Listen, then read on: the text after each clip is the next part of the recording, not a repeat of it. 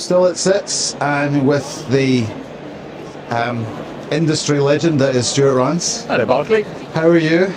Pretty good. Yourself? Pretty brightly coloured as ever, which is good. Actually, I've dressed down today, no tie. I feel naked. Yeah, I thought you were looking, just subdued in colours today.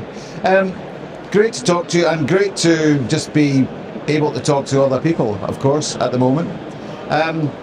What's your take on, if you like, from an industry point of view, where we are?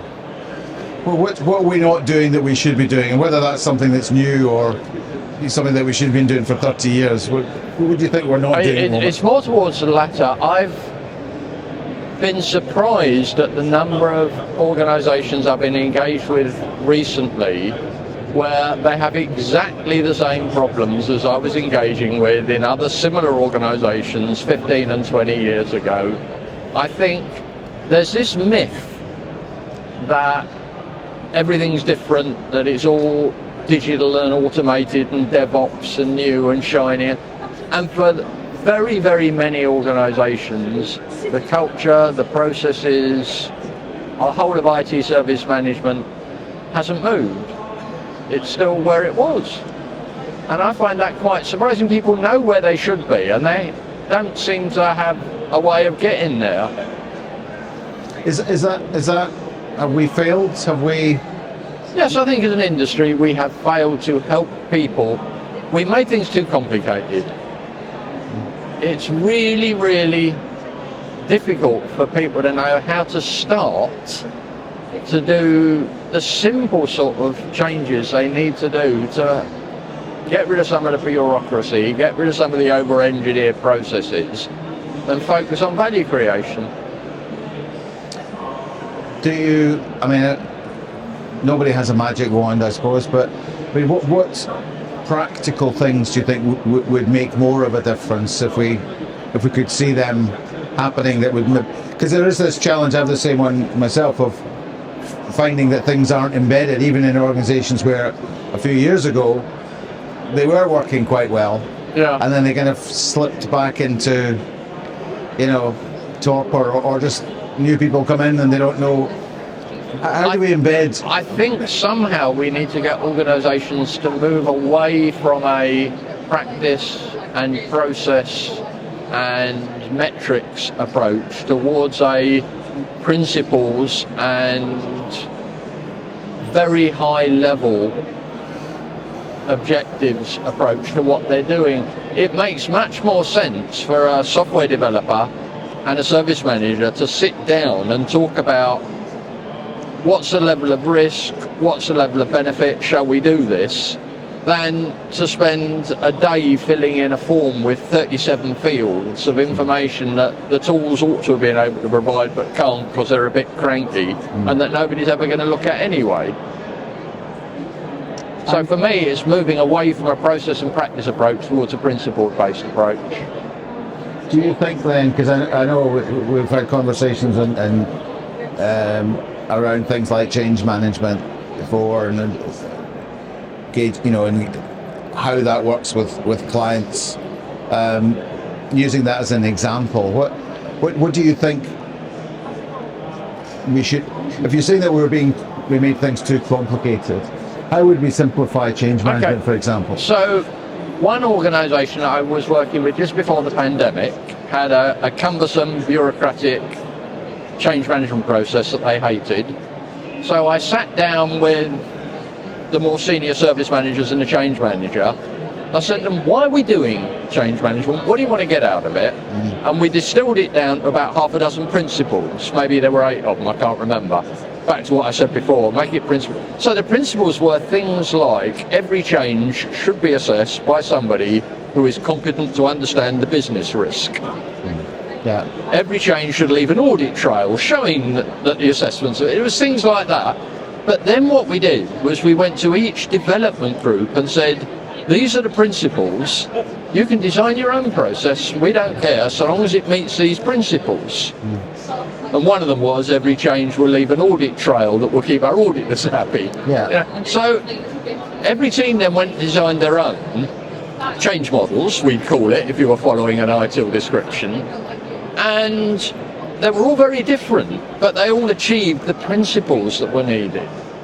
And it cut back 90% of the bureaucracy because people were focused on the important things. Yeah. Are we doing an assessment? Are we leaving an audit trail? Yeah. One other thing in that area that I know that you've written on recently is this idea of risk appetite, which it was a very good blog that you did, and I know with an organisation. What do you mean by that? Just give this one's interesting. I was shocked. I have written books about information security myself, and I've always said, and you need to define and document your risk appetite. And I guess I assumed that how to do that was something that everybody knew. And with this particular organisation that I was working with, I wanted to, they clearly didn't know how to do this, so I went and did some searching on the internet, and I couldn't find any guidance. Literally couldn't find anything that said this is how you document your risk appetite. So I had to write it for them, and I was shocked. And what I came up with was following my sort of approach, incredibly simple. Yeah. Really simple. I won't describe it now in detail unless you want a long. No, but I mean, blog, what would be the couple of?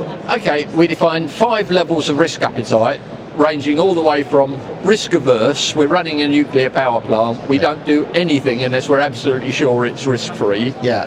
All the way up to risk hungry. We're running a research and development team which needs to be innovative, that needs to be ahead of the market, and we want to take risks because we want the big rewards.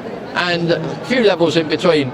And then we said, right, and we gave names. It was, hungry, I can't remember, balanced, and whatever the names were, for 5 levels. And then each one had a 2 or 3 sentence description. We said, right, every project, every service, everything where you have to do an assessment, assign one of these levels to it. Yeah. So you might have one project, this is a hungry project, and another project, this is an averse project.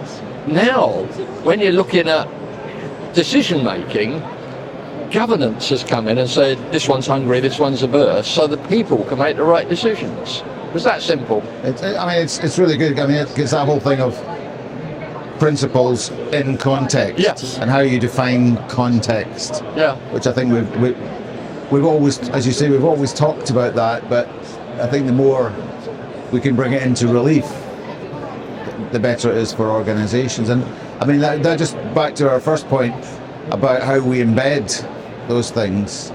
If people are understanding them, presumably then they're more chance of actually landing with them. There's a lot of people in our industry who still push process and complexity, and I don't know why, they don't seem to be able to stand back and simplify. I don't know if that's because they don't know how, or because maybe there's not enough profit in making things simple. I don't know. It doesn't matter. I mean, as long as if we understand that and we are focused on, keeping it simple, all that kind of good stuff, then hopefully we've got a chance. Because I mean, that to me is still the problem. You're saying at the start that we're still dealing with the same issues that we have been dealing with. So we've got to find some way of breaking out. Some organisations have moved on, but not as many as you would have hoped. I mean, one last thing around that, because we've had this, the DevOps and Agile world and the RTSM world, and they don't. I mean, is that part of the problem, that actually those worlds represent different approaches to that, or is DevOps going in that same way of becoming something that's difficult to embed? I've seen a number of organisations where they have what they would call DevOps that works well, but that is where they have simplified and there's the well-known unicorn organisations, and there's others smaller that are getting there. But for a lot of places I see, DevOps is really dev. Yeah. Yeah. So it's not. The ops aren't there. Yeah. Exactly. But that thing about it being a way, I mean, if we are talking about embedding stuff, it's not just an ITSM problem, that. No. It's an organisational culture problem. Yeah. Great. Thank you for that, Stuart. A pleasure to talk to you as always. Always great to talk to you. And isn't it fabulous meeting face to face again? It was a bit scary beforehand, but it's actually, yeah, it's wonderful. I've really enjoyed meeting lots of people.